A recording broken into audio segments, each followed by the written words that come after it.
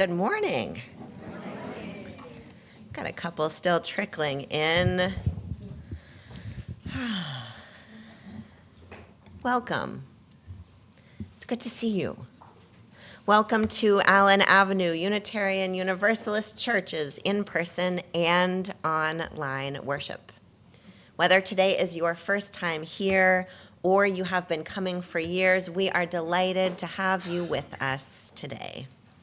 My name is Reverend Tara. I use they, them pronouns, and I serve as the minister of this congregation. Here at A2U2, we are growing a community that transforms lives through the power of love. Our mission calls us to celebrate diversity, encourage spiritual growth, and promote social responsibility as we travel on and care for this earth. A special welcome to those of you who are joining us on Zoom from home. If you're attending for the first time, please go to our website and fill out the welcome card so we can know more about you. A few announcements today. First, from the Social Justice Committee. For the month of May, the Social Justice Committee is collecting donations for Project Feed Food Pantry. You can drop off items at the social justice table in the foyer each Sunday. Stop by the table today for a list of the most needed items. Another announcement, the Pagan Group is having a full moon ritual tomorrow, Monday, at 7 p.m. here at church around the fire pit. Please bring a chair to sit on. Everyone is welcome. And if you want more information, you can talk to Denise Curry, who's giving a wave from the middle. Two more. All right, we're getting close. This coming Saturday is two things, both the rescheduled rain date, which may be raining still, but we're going to go forward anyway, yard sale. We won't sell wet things, but we'll be sort of inside, outside, whatever it takes to make this happen. So please come on this coming Saturday to our yard sale. It's a significant fundraiser for this congregation. It's part of our budget, so it's really important.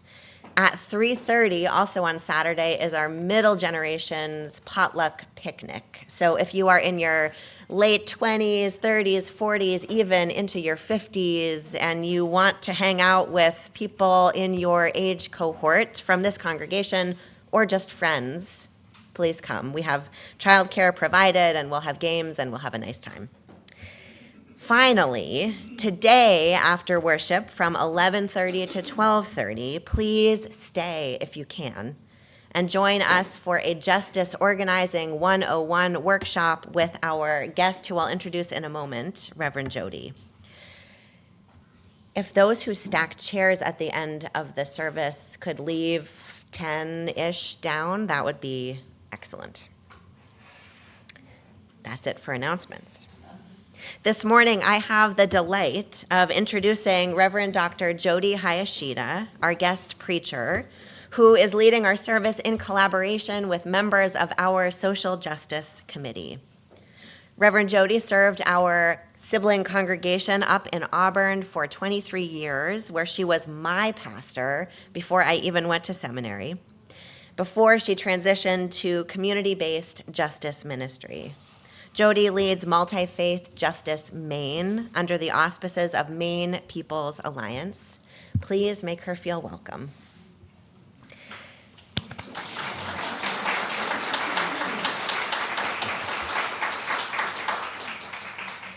As we continue to settle into our time together, we invite you all to take this moment to silence your cell phones so we can be fully present to this hour that we share.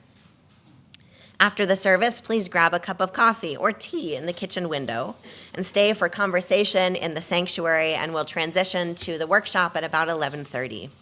Those on Zoom may stay online and connect with one another. Now, friends, let us take a breath as we center our hearts and minds with the sound of the singing bowl.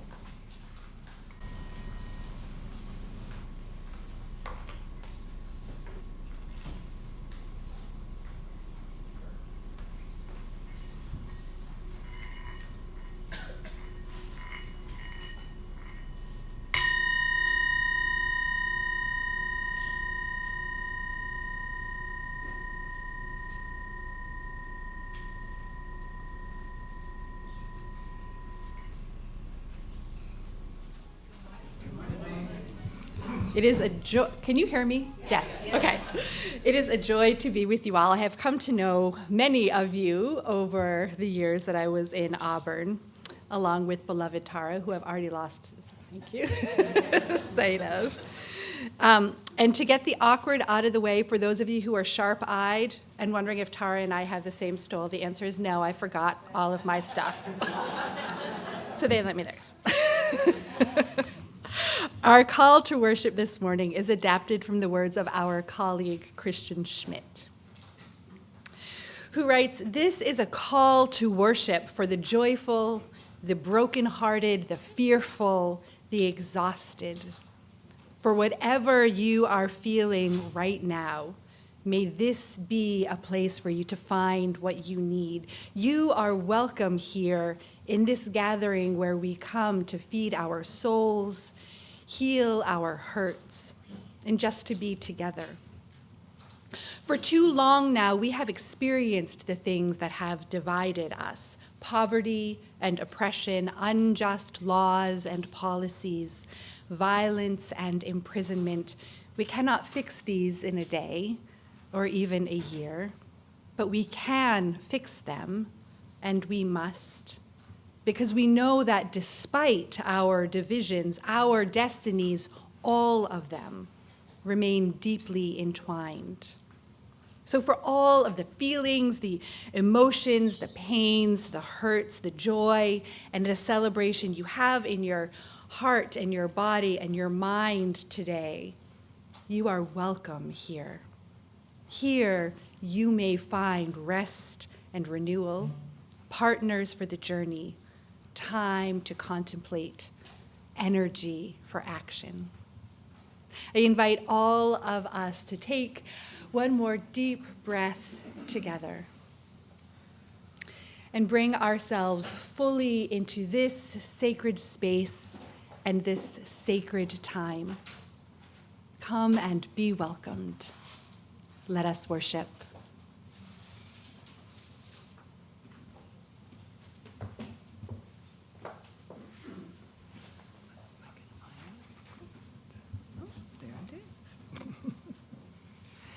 As we light our chalice this morning, those joining us on Zoom are invited to light a chalice or candle near you to connect us more deeply with one another. May this flame we light remind us that every one of us can bring the light of love to the world. May this clear flame be a symbol that every heart can burn bright with joy, peace, and harmony. May the wisdom of ages speak to us through this flame and stay in us. Every one of us can be a blessing to the world.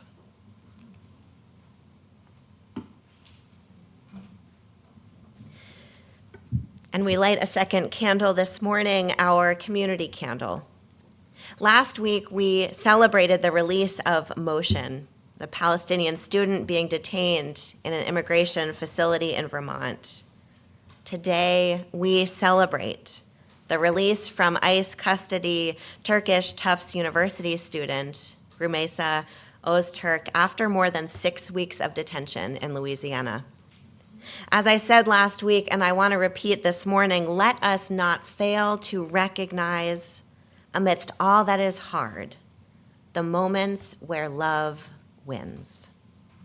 Will you take a breath with me?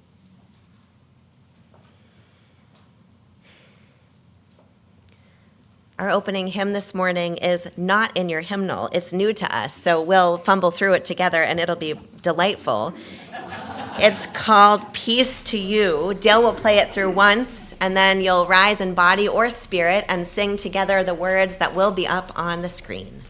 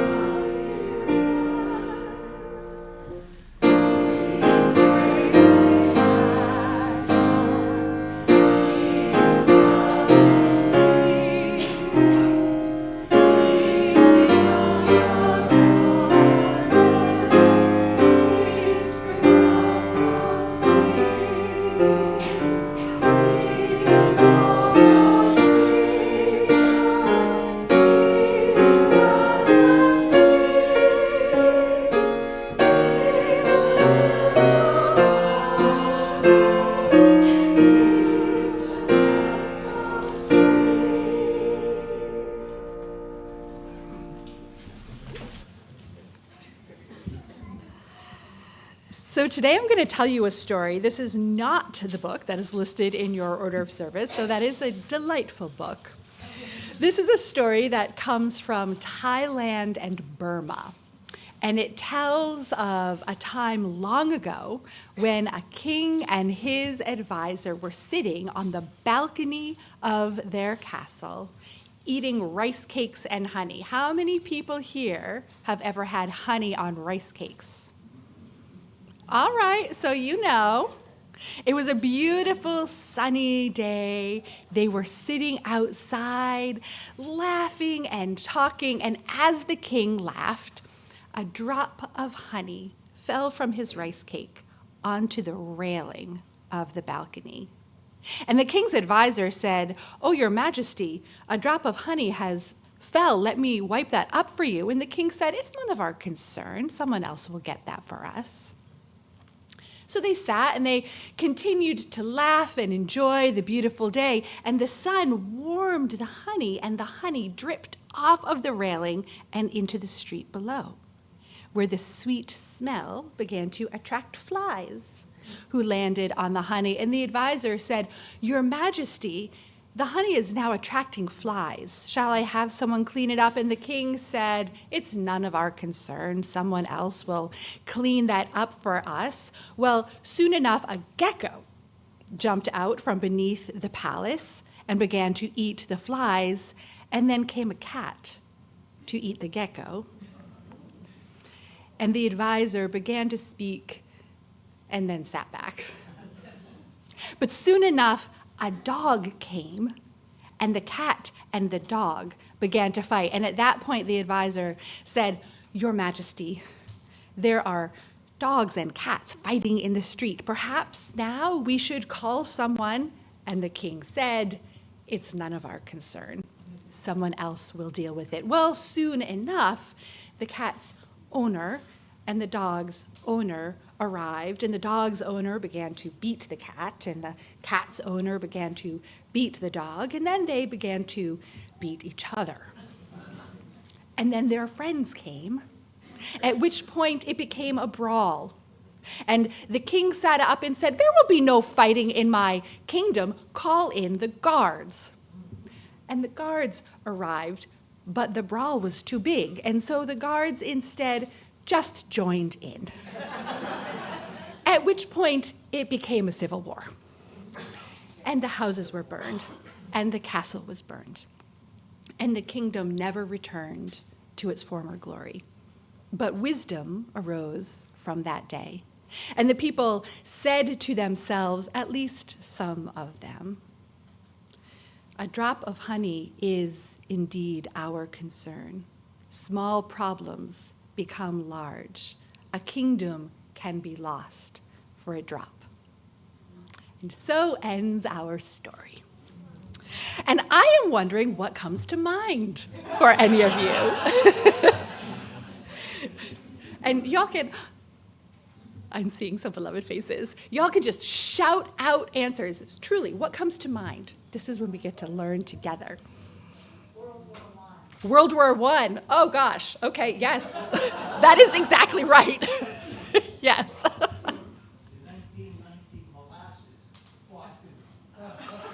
The 1919 molasses catastrophe where people drowned. Yes. Yeah, it was awful. Yeah. Thumbs down. Thumbs down. Yeah, social media. How on? During columns. Oh, so the algorithms on social media, right? They prioritize angry reactions and dislike reactions, and they can create crises where none might have existed otherwise. Yeah, thank you for that. Yeah. In this moment, when there is so much going on, we can sometimes believe that in this moment, when our attention is being drawn here and here and here and here, we must prioritize only the large events and disregard the small. But sometimes the small is what is within our control. And every large event began with a small drop of honey. And so for me, this story reminds me to simply do what is before me and to trust that that work matters and to trust that we each have the power to clean the drop and therefore, perhaps, prevent the loss of the kingdom.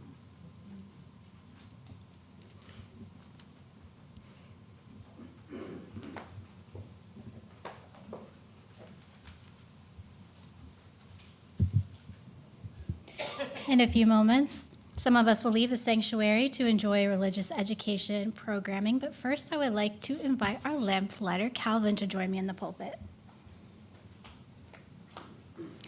A lamplighter is entrusted to transfer the light of the sanctuary chalice to the lamp and then go forth to RE spaces where they will light the chalice there.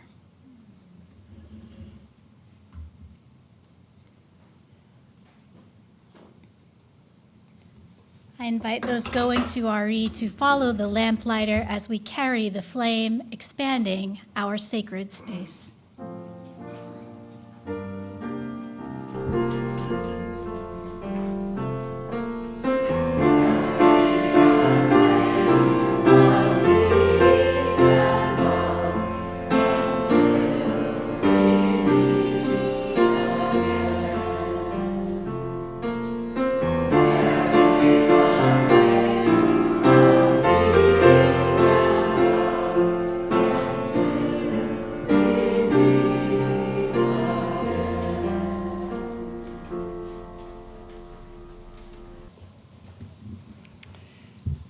Would you join me in the spirit of prayer? Let us pray.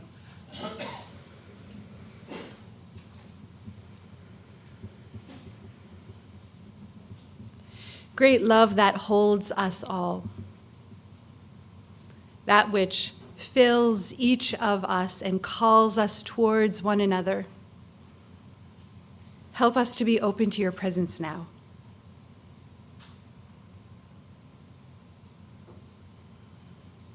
We offer thanks for this day, for the bright sunshine after the long stretch of rain, for the warming air and the greening earth and the blooming flowers and the sweet scents that greet us every time we step outside.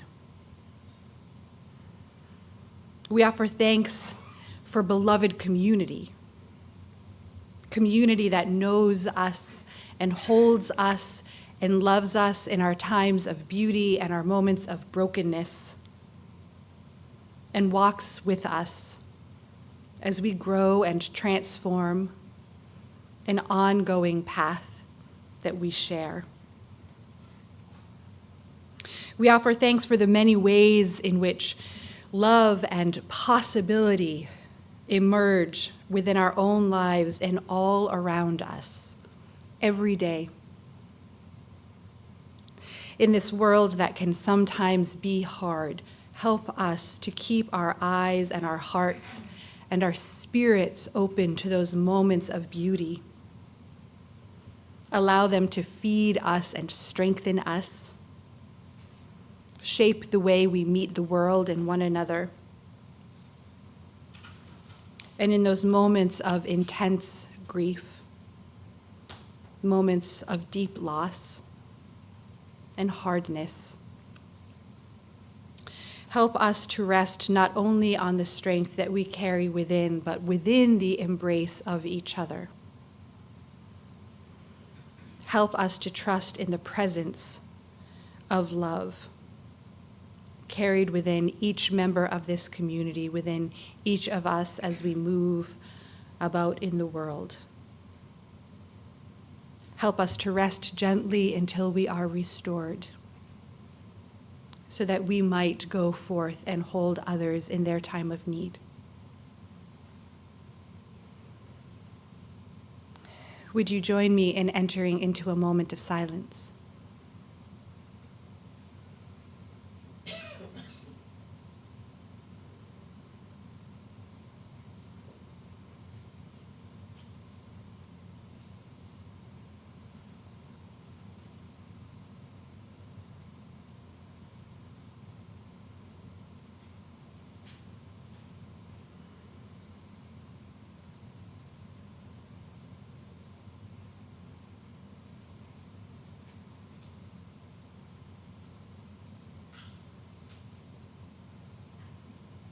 Amen.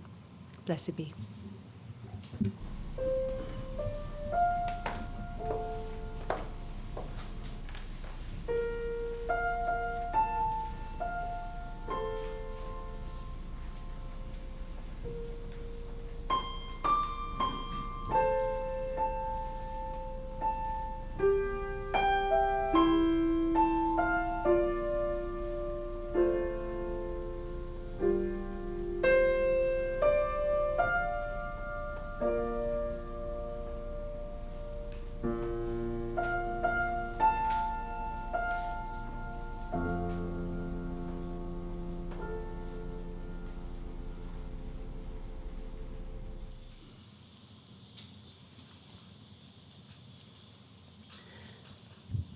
Now is the time in our service when we engage in the spiritual practice of generosity.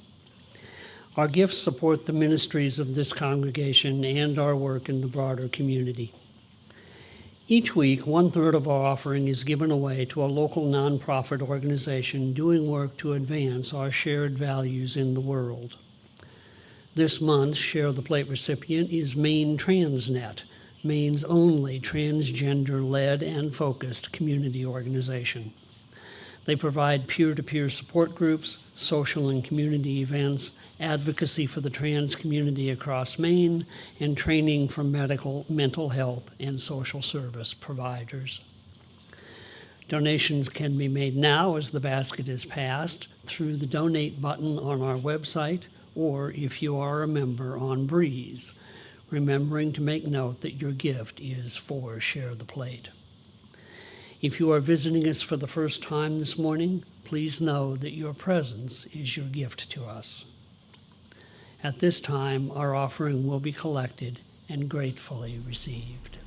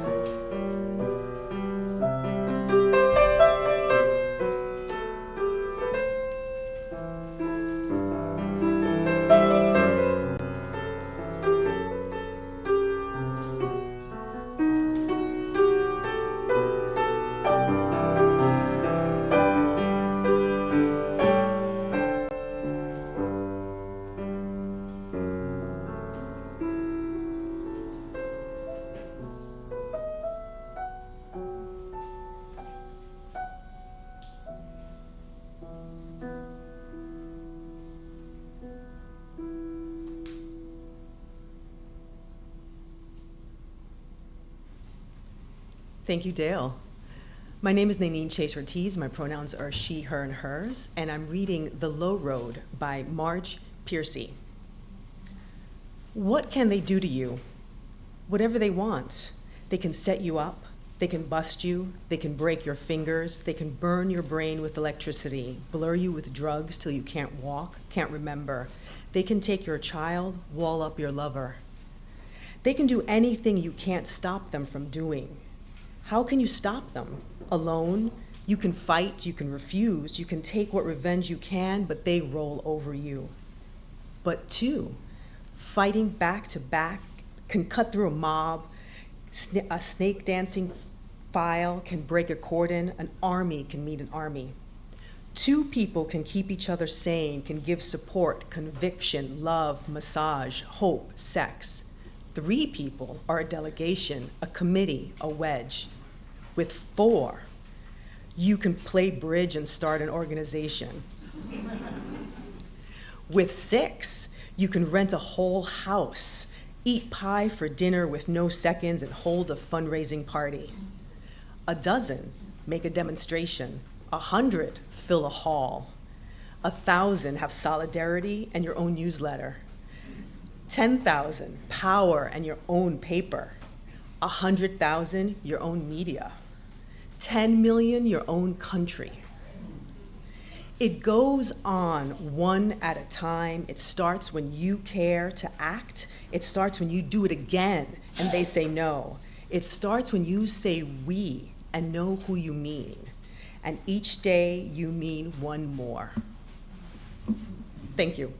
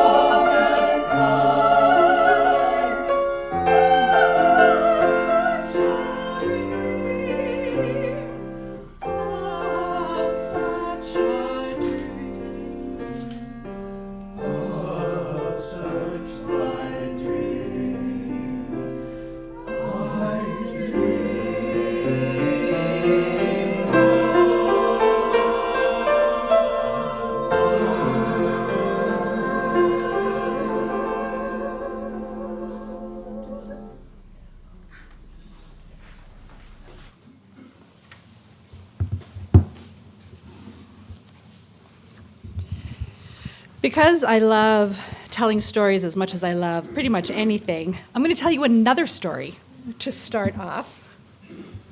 This story tells of a woman who had lived a long and rich life, and her mind had begun to turn to the big questions.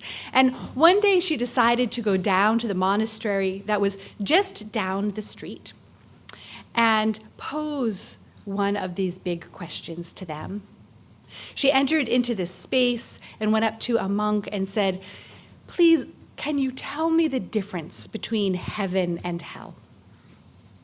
Well, the monk turned and gathered other monks around themselves, and they talked for a bit, and the monk turned back around and said, "It's not something we can tell you, but we can show you." "All right," she said. So they put a blindfold on her, and they walked her down a hall and another hall and another hall and another hall. She walked for quite some time, until finally they stopped her and said, "All right, you can take off your blindfold." And she took it off, and she was standing before an enormous, beautifully carved wooden door. "Go ahead and open it," they said. So she opened the door and peered in, and before her stretched an enormous room filled with an equally enormous table. And upon the table was laid the most stunning feast she had ever seen. She could smell every good food she could imagine. And surrounding the table were chairs, and every seat was full, and she could hear the murmur of the people. But something seemed off. And so she looked closer, and she listened harder, and she noticed that despite the fact that there was a feast, the people were pale, and their cheeks were sunken, and the murmuring that she heard was not casual or joyful chatter. It was moaning and groaning. And so she looked closer still, and she saw that each of them had 3-foot spoons attached to their hands. And so while they could reach the food, they couldn't get it back to their mouths. The people sitting before this feast were starving, and she was horrified. And she closed the door, and she turned around, and the monks looked at her somberly and said, "This is hell." And she said, weeping, "Please show me heaven." So they blindfolded her again, and they took her down a hall and another and another and another until they stopped and said, "Take off your blindfold." And she did, and she was standing before what looked like exactly the same door. And she opened it, and she peered into what at first glance seemed to be exactly the same room. It was the same enormous table. It was the same feast. She could smell the same foods, and she heard again a murmur of the gathered people.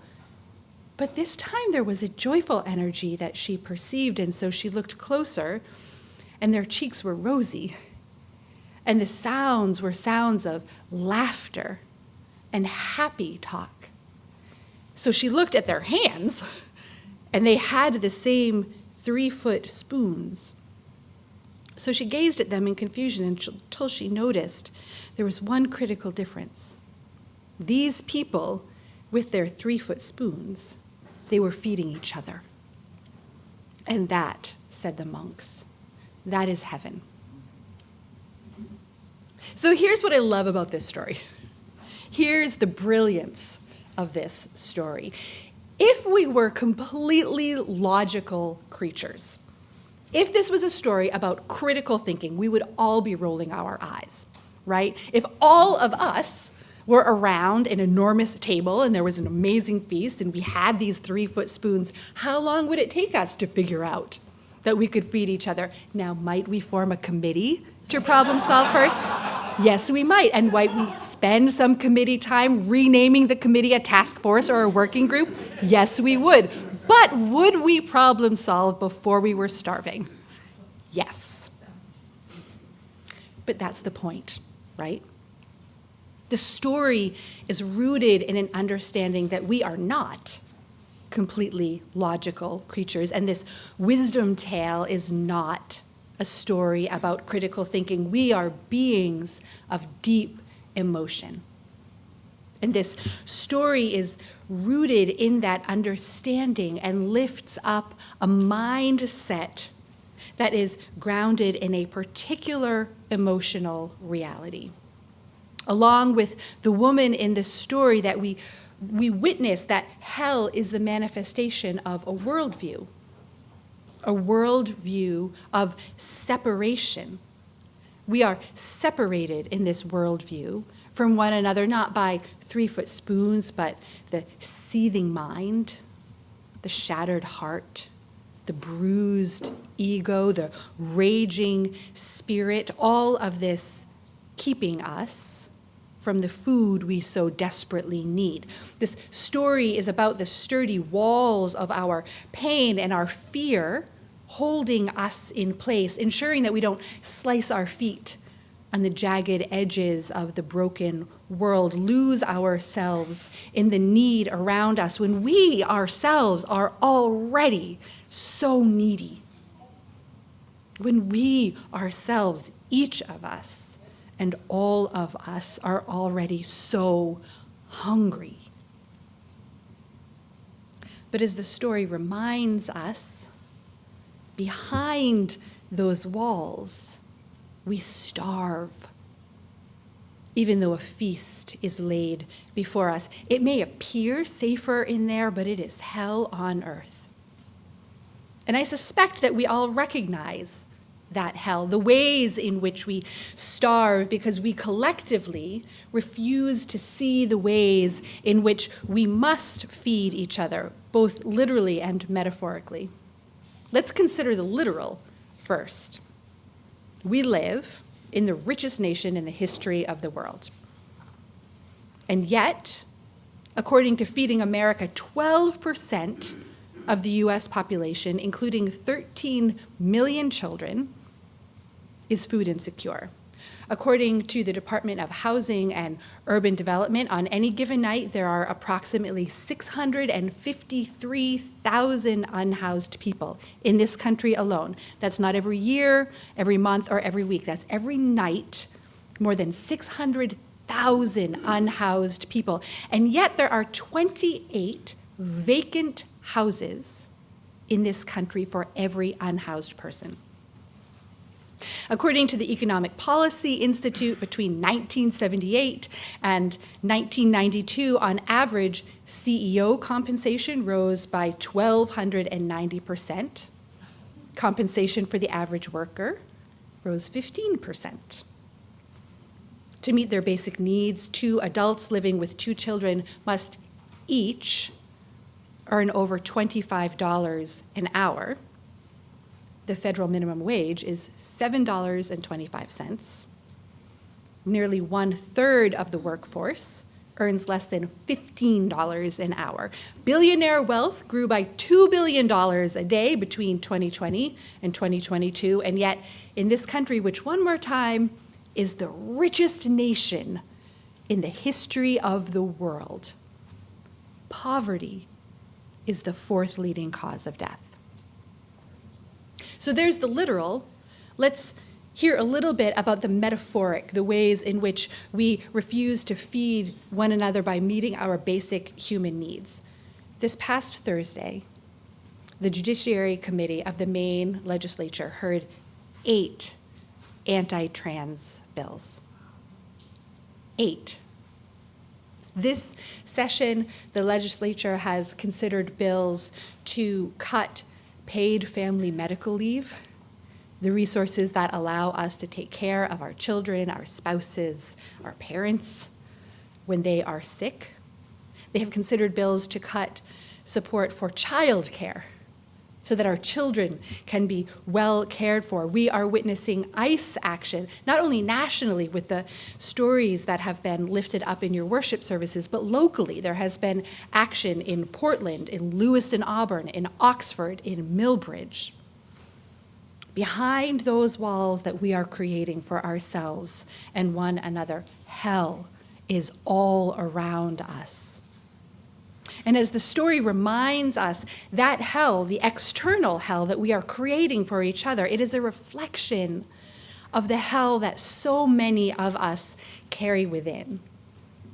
In a landscape, an inner landscape of fear and loathing that has been scoured into being by the simple act of living in a society where difference and disagreement has become in many ways a moral determinant. Are you a human or are you a monster? Are you us or are you them?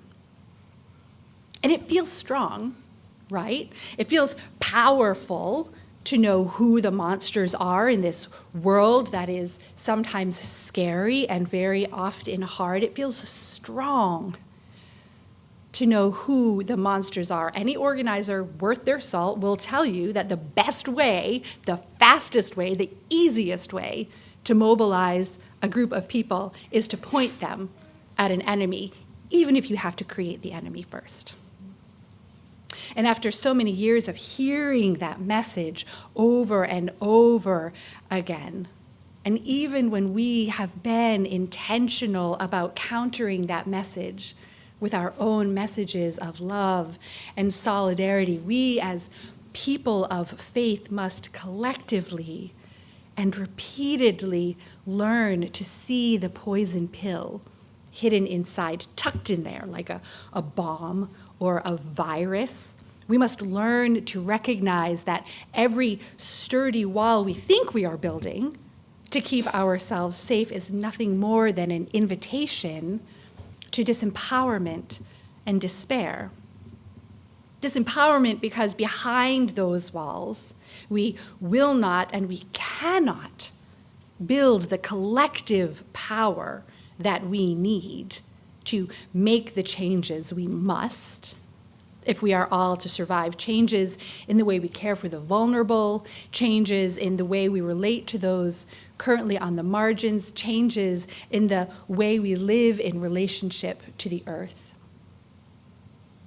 Despair because hope in its most essential form is rooted in part in simple curiosity about the unfolding path of the unknown.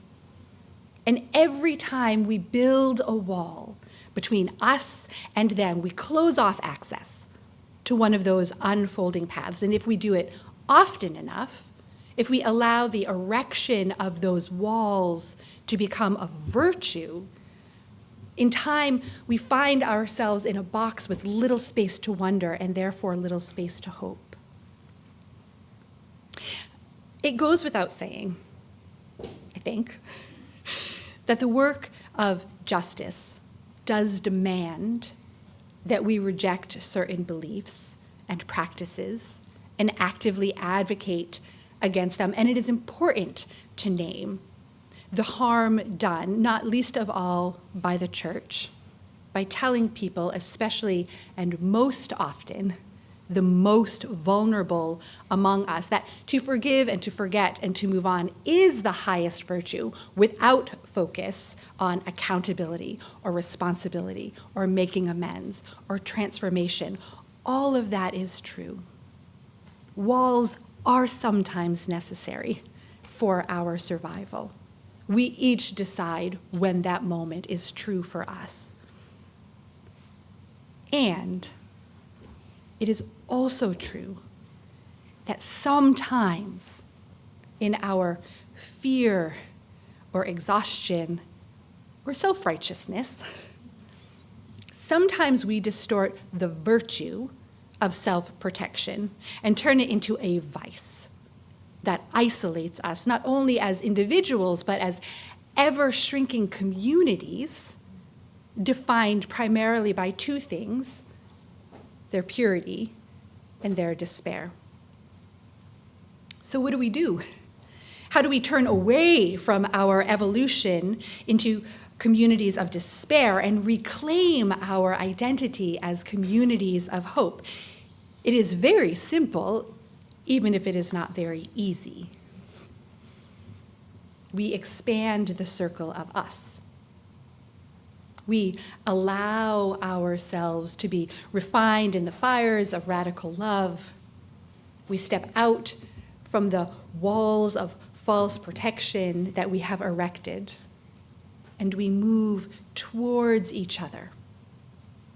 We wash the film from our eyes, and we allow ourselves once again to see, to bear witness to the truth that holiness is embodied within each of us. We move towards one another.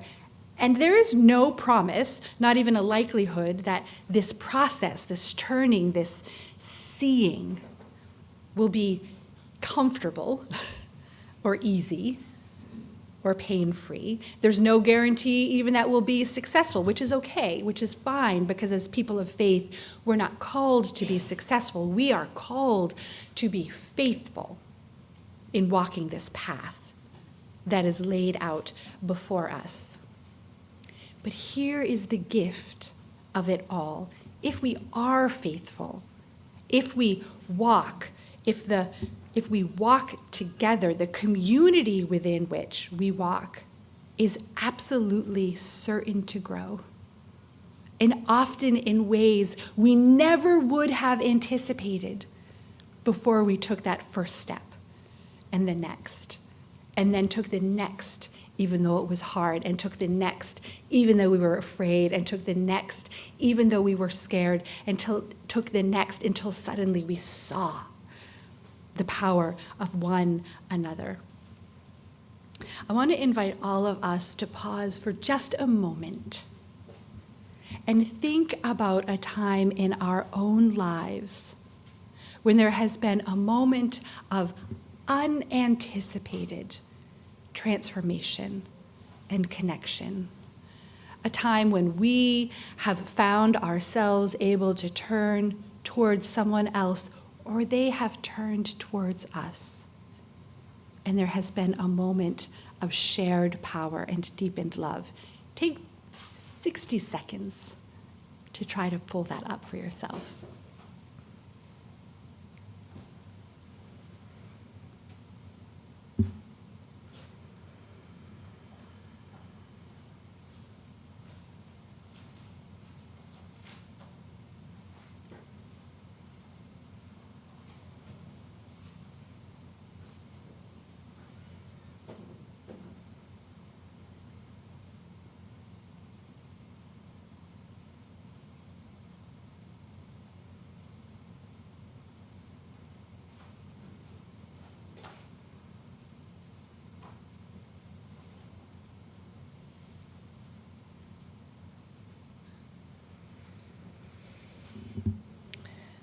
For those of you who have been able to call such a moment to mind, I invite you to carry it with you throughout the day and allow the memory of that moment to strengthen your spirit and your heart. If you haven't yet been able to pull up such a moment to mind, keep thinking throughout the day. You've definitely had one.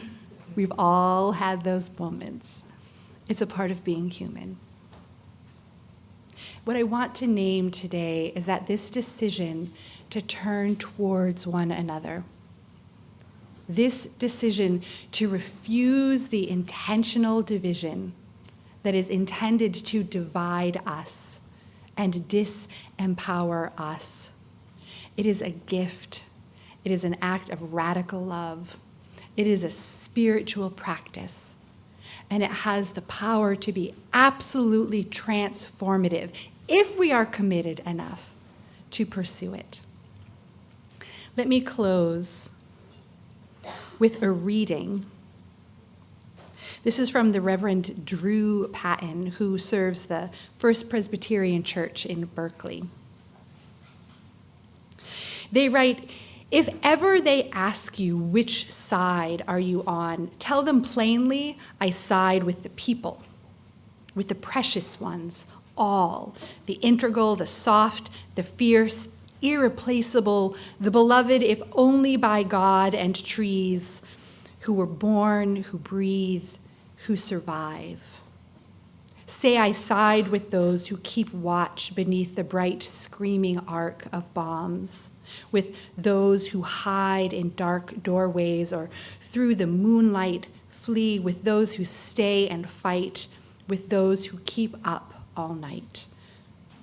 Those who keep up all night by hunger and grief and terror and rage, by desperate, unruly hope, who are good and green at the root, who are more than the worst that they've done, who do their best to love and still pass on the hurt in themselves that they hate. But what about when they take sides against each other, the people, even against themselves? Side with whatever is human in them, what is fragile and feeling and fresh. Side with the truth of our stories. Side with the fact of our pain. Side with the defiant insistence on freedom. Side there again and again. Side there today and tomorrow. Side there the rest of your life. Side there together until we belong, each one to every other. If they ever ask you which side are you on, say it doesn't work like that. Tell them you side with the people and abide where the people are at. May it be so on this day and all the days to come. Amen. Blessed be. And I invite you to rise in body or in spirit and join us in closing hymn number 168 in your gray hymnal, One More Step.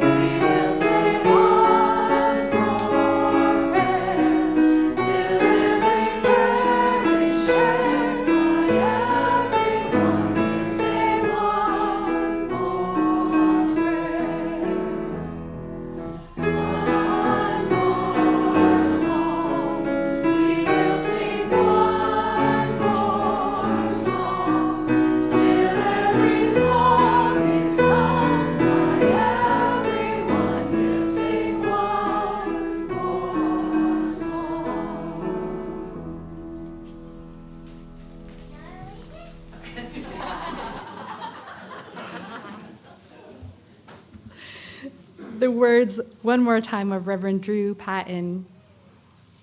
Side with the truth of our stories. Side with the fact of our pain. Side with defiant insistence on freedom. Side there again and again. Side there today and tomorrow. Side there the rest of your life. Side there together until we belong, everyone to every other. If they ask you which side are you on, say it doesn't work like that. Say you side with the people. May we abide where the people are at. Amen.